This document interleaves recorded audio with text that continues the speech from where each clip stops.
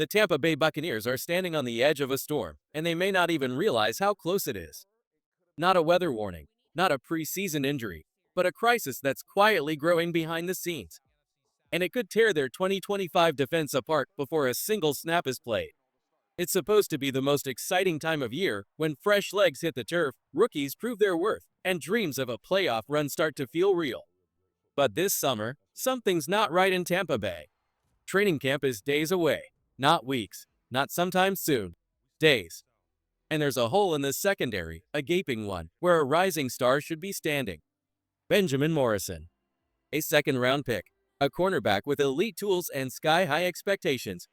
He was meant to be the answer, the long-awaited solution to years of instability in the Buccaneers' defensive backfield.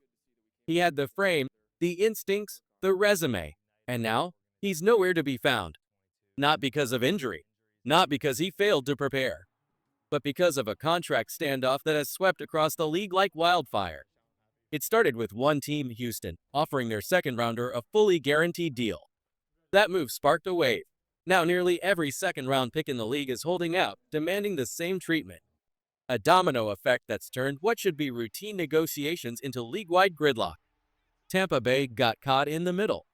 And just like that, Morrison, a player penciled in to start, a player the coaching staff was building schemes around, is sitting at home. Healthy, ready, but stuck in a battle over guarantees and precedent. Not football, politics. While other teams install defensive packages and build chemistry on the field, Tampa Bay's top rookie is watching from the sidelines, waiting for lawyers and agents to figure it out. But the damage doesn't stop there.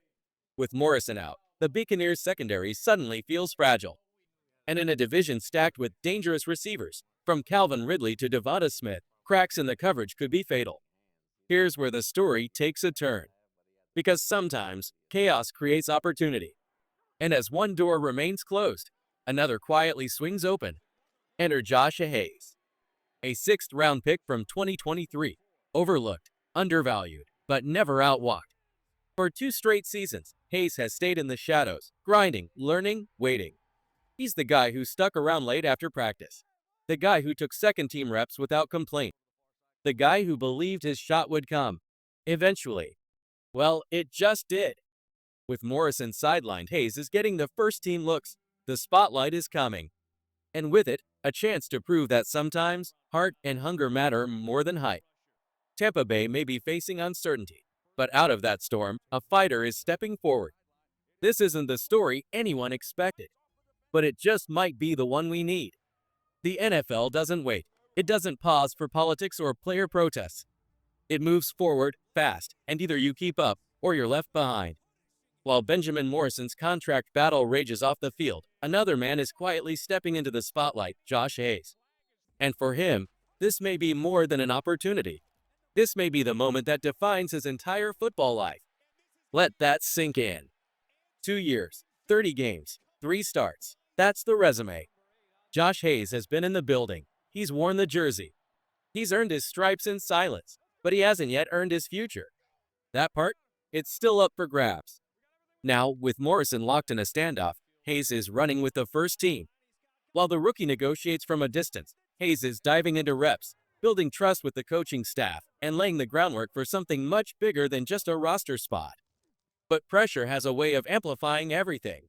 Hayes is no stranger to criticism. Last season, he gave up a passer rating of 124.8. 4 touchdowns allowed on just 33 targets.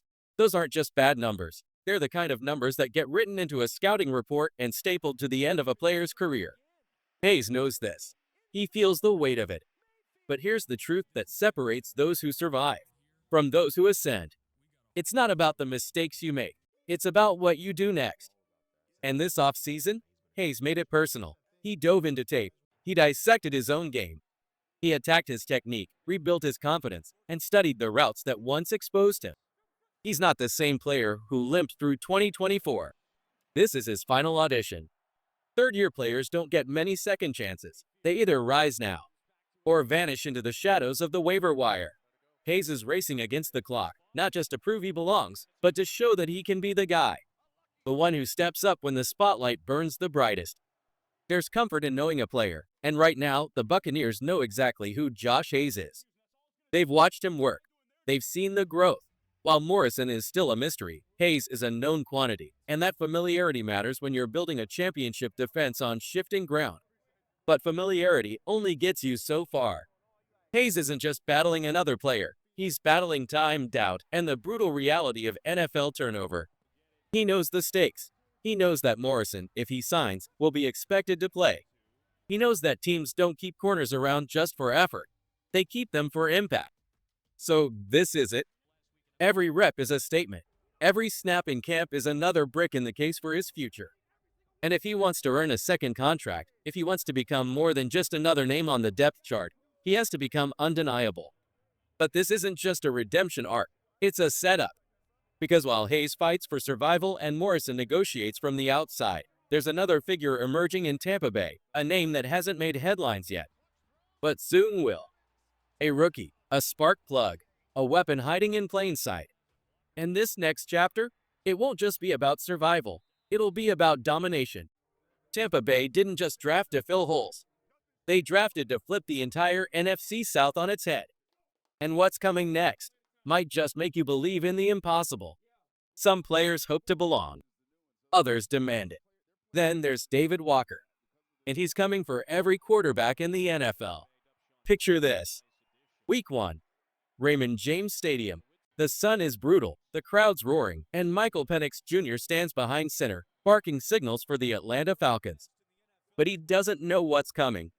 Because from the edge, silent, fast, and furious, a rookie named David Walker is about to make his NFL introduction in the loudest way possible. This isn't just hype. This is real. Walker, the unheralded monster from Central Arkansas, isn't just another pick in the 2025 draft. He's a force, an edge rusher who dominated college football with 31 sacks, 63 tackles for loss, and 6 forced fumbles in just 3 years. And he's walking into the league not to learn, but to conquer. When linebackers coach Larry Foote said, "This is how you win a Super Bowl," after Walker's name was called, it wasn't a metaphor. It was a mission statement. He's not here to take a red shirt. He's not here to adjust to NFL speed. He's here to explode off the line, bend around the edge, and slam quarterbacks into the turf over and over again. What makes this even scarier? Walker isn't intimidated by the leap from a small school. He embraces it. He owns it. At the Senior Bowl, against the best prospects in the country, he didn't flinch, he feasted. And now, he's targeting names you'd recognize instantly. Michael Penix Jr., Jalen Hurts, Matthew Stafford. He listed them all, not as hopes, but as targets, as stepping stones. He's not here to play like a rookie. He's here to make history. 17 games, 17 quarterbacks. Walker's goal? A sack in every one. That's right, 17 sacks as a rookie. That's not just Defensive Rookie of the Year material. That's record book stuff. That's the kind of impact that redefines an entire franchise. And what makes it even more electric? Walker isn't just a freak athlete. He's a student. Every meeting, he's leaning in. Every rep in practice, he's absorbing technique from the veterans, learning to turn raw power into strategic violence. And the coaches? They've noticed. He's not asking for a spot. He's taking one. While Benjamin Morrison waits in contract limbo. While Josh Hayes battles for survival. David Walker is out here shaping the identity of this defense. There's a fire in him that can't be coached, only unleashed. His mindset is different. He's not here to develop. He's here to terrorize. And if he can even translate half of his college production to Sundays, the Bucs' edge rotation is about to go from thin to lethal. But here's what makes it beautiful. This team is in flux. The secondary's uncertain. The rookies are under pressure. And amid all that noise, a sixth-round linebacker from a small school has become the loudest, most dangerous presence in the room, not by what he says, but by what he does. He's not waiting for the season to start to make an impact. He's starting now. And if this is just the beginning, then the league better start preparing for a nightmare dressed in pewter and red.